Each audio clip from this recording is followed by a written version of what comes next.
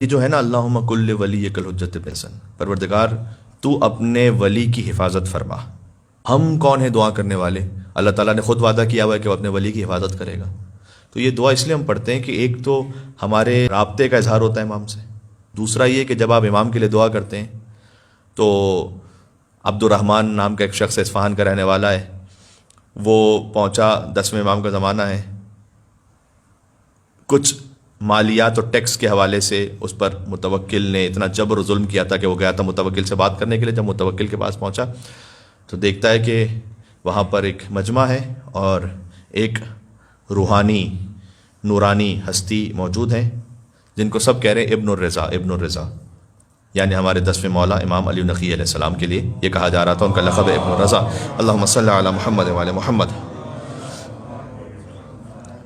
یہ خود عبد الرحمن شیعہ نہیں ہے، اصفہان سے آیا۔ یہ کہتے ہیں کہ میں نے سوچا کہ متوکل وہ اتنا ظالم و سفاک بادشاہ ہے تو کہیں یہ ان سید بزرگوار آل رسول پر کوئی ظلم نہ کرے، تو میں نے دل میں دعا کی کہ پروردگار تو ان کی حفاظت فرما متوکل کے شر سے۔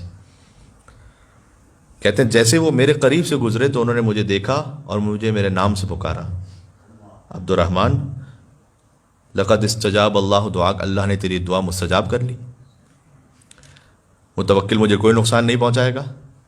اور پھر امام نے اس سے دعا کی کہ اللہ تیرے مال کو زیادہ کر دے، تیری عمر کو طولانی کر دے اور تیری اولاد کو سالم رکھے۔ یہ ہے دعا اللہم کل ولیک الحجۃ ابن الحسن کا مقصد۔ جب آپ اپنے زمانے کے امام کے لیے دعا کریں تو ان کی جانب سے دعائیں ہمارے نصیب حال ہوتی ہیں۔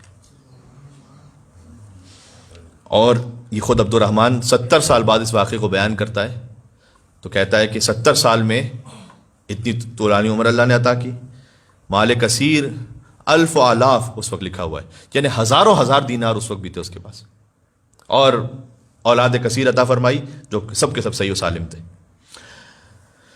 تو امام سے ہمارا تعلق جڑتا ہے جب ہم کہتے ہیں اللہم کل ولیک الحجۃ ابن الحسن۔ جب آپ کم از کم ایک کام یہ کیجئے کہ روزانہ السلام علیکم حجت اللہ علی خلق، ایک سلام کریں امام زمان علیہ السلام کو۔